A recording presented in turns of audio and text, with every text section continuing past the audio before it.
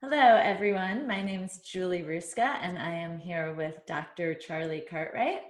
And we've been talking lately about all of the current issues involving race relations, discrimination, injustice. And we really felt as two coaches, we wanted to get together and raise people's awareness and expand awareness of what's going on and why some of these issues are prevalent in society today. Very well put. And it was interesting, Julie, because what spawned this, of course, you had made a post on LinkedIn and the title was where are our peaceful leaders, right? And there's so much discord and pain and people talking about their frustration and anger, but you said I'm not hearing solutions. So Right. then I said, hey, let's get together and have a conversation. And we brainstormed, and now we have this podcast that I'm really excited to be a part of.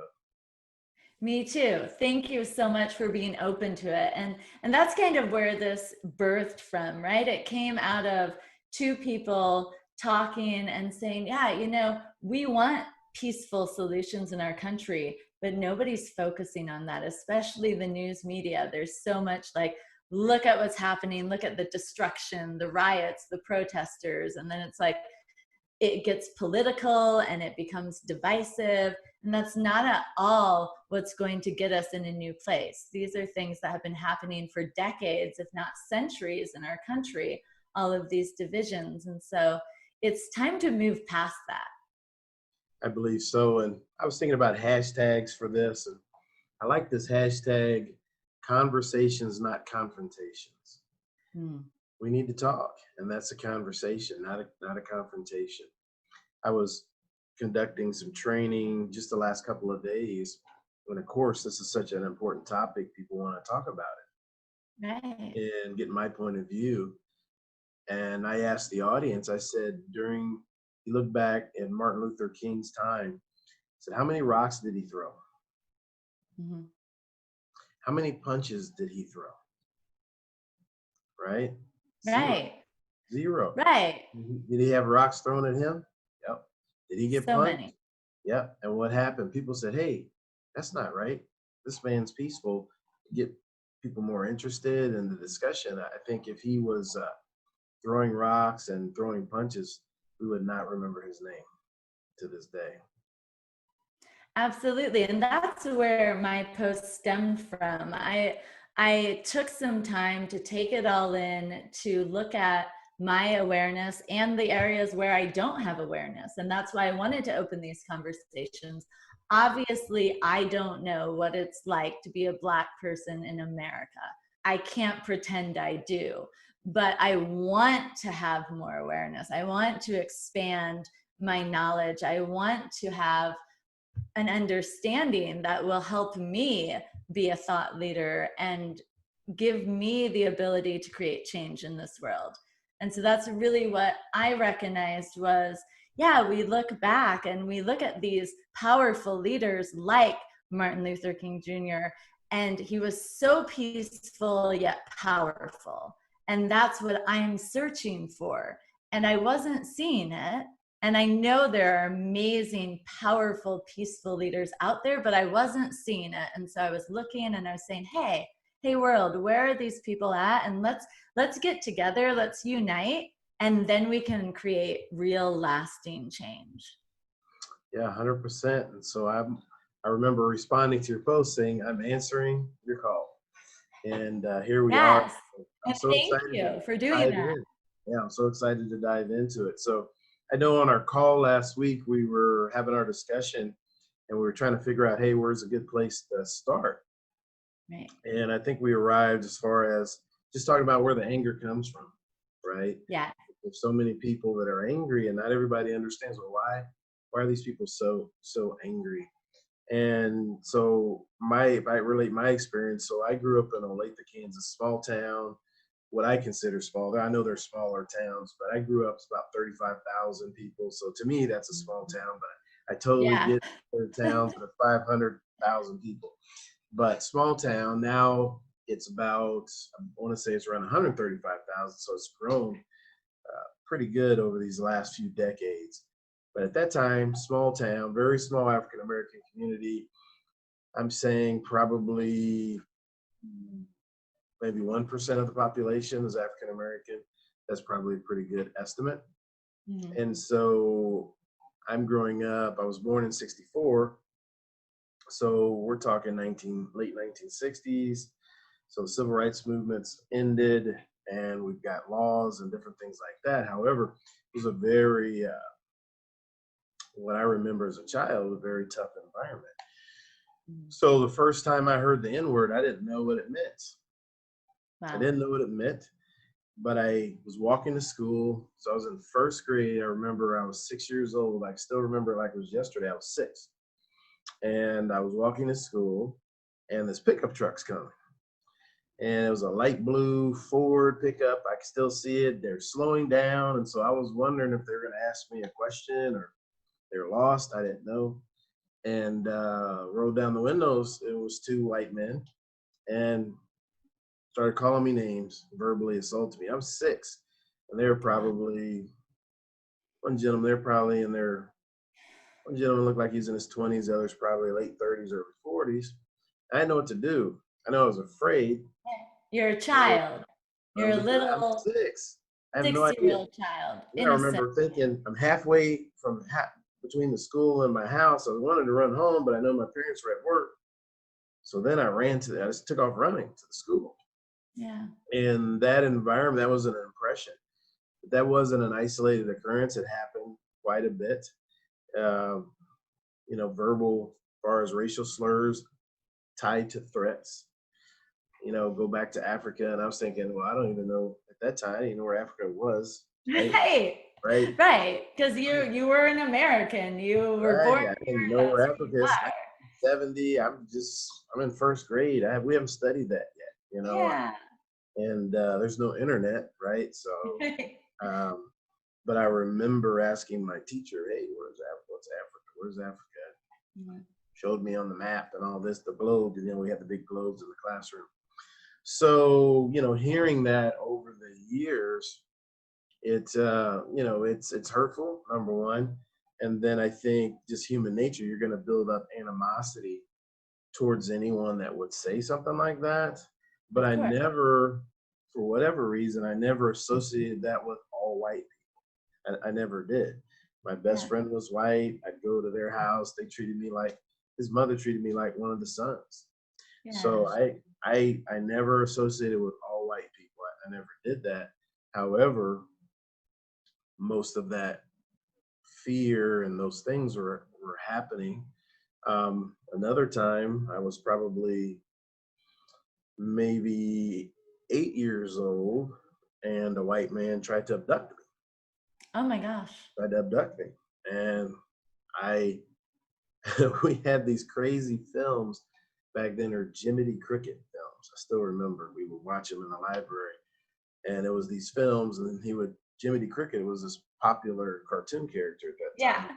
And the name of the thing was "I'm No Fool, No Siree," and it would just, "Hey, I'm gonna live to be 23, and then I'm gonna live to be 33 and 43 and 53," and it went all the way to 103, and it would give these scenarios of what you were to do.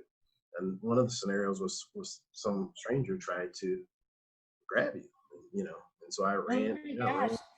I So ran. like where were you? Where did this happen? I was walking home from school Mm. when that happened. And I remember just ducking into this neighborhood. I didn't even know. I'm running through people's gardens, hopping fences, because in my mind, the guy's behind me, not thinking, he can't leave his car, but I ran away. And it was that's scary stuff, right? And so Terrifying. it was so normal, though, that I didn't wait home for my parents to get home and say, "Hey, here's what happened to me today." I told my mother that story maybe 2 weeks ago. She was mortified. She never knew. But that So kind of thing was happening all the time. And so over time, you build a lot of anger and resentment, right? And then kids start right, calling. because you were internalizing all of this and you weren't sharing it with your parents. Why do you think that was? I don't know. I think the culture was my dad was like, "Don't cry, Mhm. right? don't cry, don't complain. And if I ever cried, then I was punished, basically punished for it, basically. Got it. He would tease me or do whatever. Now, neither one of my parents graduated high school. Okay, so they're limited educational wise. They were hard workers, but they didn't have these the emotional intelligence tools that I've learned and developed over my time. They didn't have Yeah. access to that kind of thing. So I Mhm. didn't know. I'm 6, 7, 8 years old. So that Right. was my natural in. And so there was just years of adding those hurts, those wounds, that fear and that anger, and it just kept building. So Yeah. And don't you feel that's kind of what's happening now? Like there has been so much pain in so many people's lives that they've just internalized. Like, I don't know where to go with this. So they internalize it, internalize it, internalize it. And then something terrible happens, like the situation with George Floyd. And suddenly it's just like all these years of internalizing has now erupted on multiple levels. 100%. And something I've learned over these last few years is emotion's energy, right? We're energy Right. creatures, and emotion is energy based. And so when someone's negative towards you, that negative energy gets directed towards you. And so the first law of thermodynamics states that energy can't be created or destroyed, it can be transferred or transformed. So Yes. if you're a person and this negative energy is hitting you and you don't know how to transform it, Yeah. then it can only be transferred. So now negativity comes out. And so and there's only so much I suppose people have the capacity to hold. And then like you say, there's some event, and then there's this explosion because that's all been building up over the years. And so now I understand how to transfer that. And Right. if I have negative energy I need to transfer, I'm going to transfer it at the gym, right? And weights, Yes.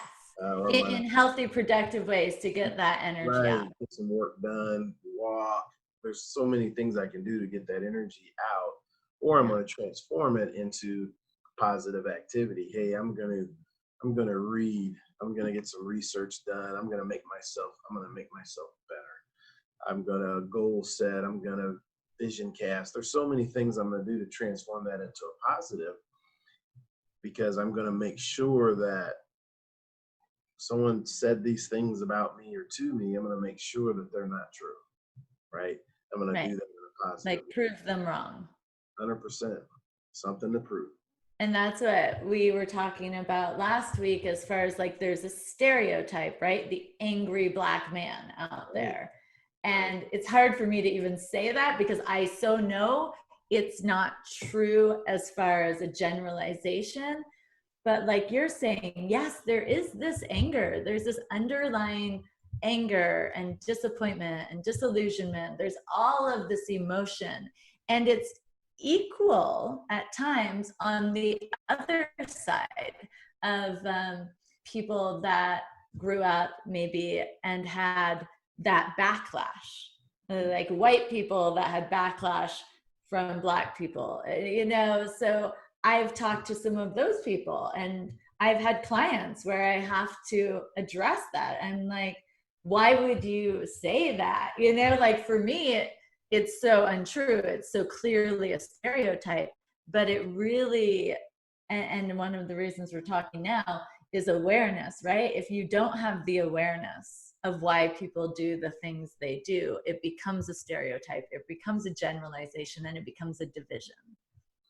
100%. And it's interesting too because, like I said, my best friend was white, and I remember in the summertime spending a lot of time in his house, and his stepdad would always have like chores for us to do. So I'd Yeah. get there in the morning to help him with his chores because he had to get his chores done before we could go do something. So I was like, well, let's come over and help you. Let's get it done. So he lived probably about a mile and a half from me. So I'd walk over there, and on a typical day, at least one time on the journey. So now I'm, around 11, 12, 13. Yeah. At least one time on the walk between my house and his house that I would be called the N word, right? By an adult. Okay. On a bad day, it happened 3 times in a mile. So, but I didn't go, as soon as I walked in the door to his house, I didn't say, hey, guess what happened? I never said anything about it. So if he watched this podcast, he'd be shocked because I never talked about it. You know, there was only one time he and I were in his front yard in their driveway. He had a basketball hoop. We were out there shooting hoops, and some men down the street started trying to get our attention. So we thought they were saying hi, and as soon as they got our attention, it was all these racial slurs, and we just went in the house. So he witnessed it that time, but I didn't tell him, hey, this is pretty much a daily occurrence. So he Right. would have no knowledge of that. Now, the one thing I mentioned too last time we were talking was that so when I got to be about middle school age, I started fighting. Yeah, Somebody would call me that name. It was a fist fight. of And course. and uh and then the principal, they bring me in the principal's office and I get suspended for a day. And finally one day I get same thing happens and he brings me in the office and he says, listen, he said, I notice you always fight on Thursdays. Just Yeah, on Thursdays. It's the yeah, only on time. Thursdays. I mean, I was, and so he said, no, you fight on Thursdays and you're suspended for a day. I'm giving you a 3-day week. He said, I'm not going to do that anymore. You're going to sit in this office. Well, you sit in the office, kids are coming in and out, parents. It's kind of embarrassing. Everybody knows you're in trouble. Right. And so I was like, well, this isn't good. And so a kid would say something to me. And I was like, well, I don't want to get in the principal's office. But I'm like, you know what? He's on the football team. I'll Yeah. just wait till practice. So practice comes, we get padded up, we're in a drill, and I mean, I just drilled this kid. Yeah. And you know what the You coach take your said? aggression that way.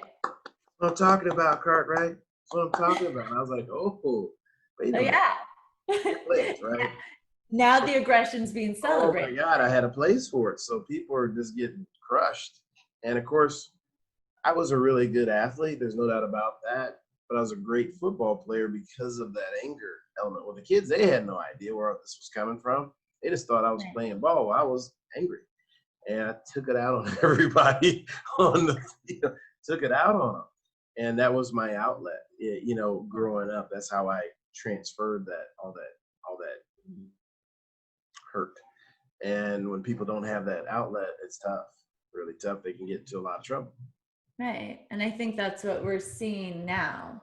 There's a difference between peaceful protesters and people that are going and raging and creating all of this violence. And it is that overflowing again of I've suppressed all of this for so long. But where do you think it begins? Like for me, I used to teach kindergarten. And in kindergarten, it would be punch a pillow, not a friend, right? It was very simple.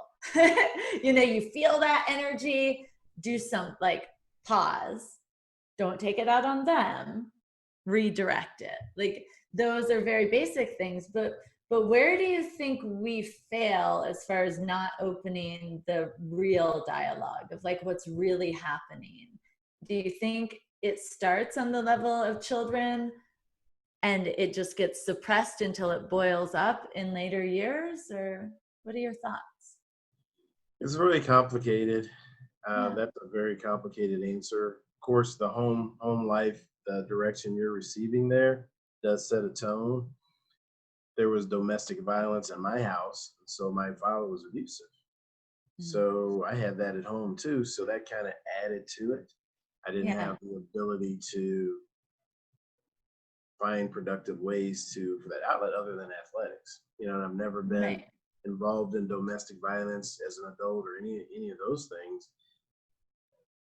But growing up, it was tough. And so now someone wants to have a conversation with me about race at that age. No one ever did. No one ever asked me any questions. And looking back, I don't know what kind of answers I'd even have because I couldn't really, at that point, articulate my feelings very Right. well. Right? I knew what I was feeling. And there's so much that goes with it. It's not just the insult, in its pain. There's embarrassment. There's humiliation. People talking down to you so that maybe over time you feel less than. Even if you don't believe that, if someone tells you something long enough and you're at an impressionable age, then okay, that's what there's some validity to it, right? Because it keeps happening to me. So maybe this Right. is true on some level. Mhm. And so that's a really, really tough space as adults now. If someone tries to engage in a conversation and with an African American male, let's say, and that gentleman has not worked on that skill set, Mhm. and the person asking the question says something wrong or makes a mistake in the conversation, wow, they jump Yeah. down the throat, and then the person's like, well, hey, I don't want to even talk about it because I tried to ask and then I get jumped on. And so it's Right. really important to let people talk and ask questions and allow them to make mistakes and then say, well, hey, you know, you said this and I took it this way. Oh, I didn't mean that, or I didn't know that was offensive.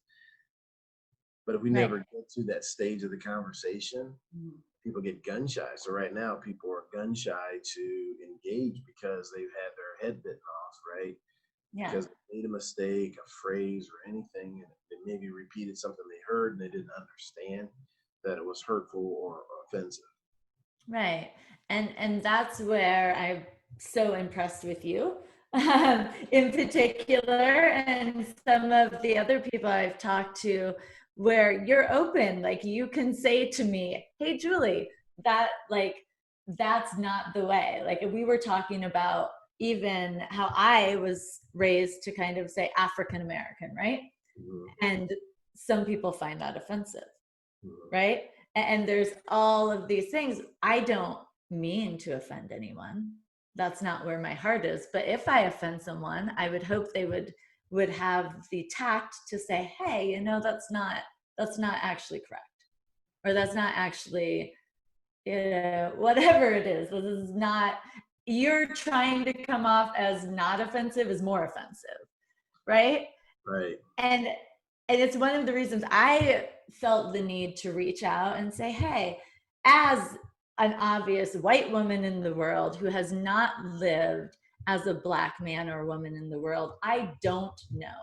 I am tolerant, I am open, I'm accepting of all people, but I don't know what it's like to be a black person or Hispanic person. I can't pretend I do."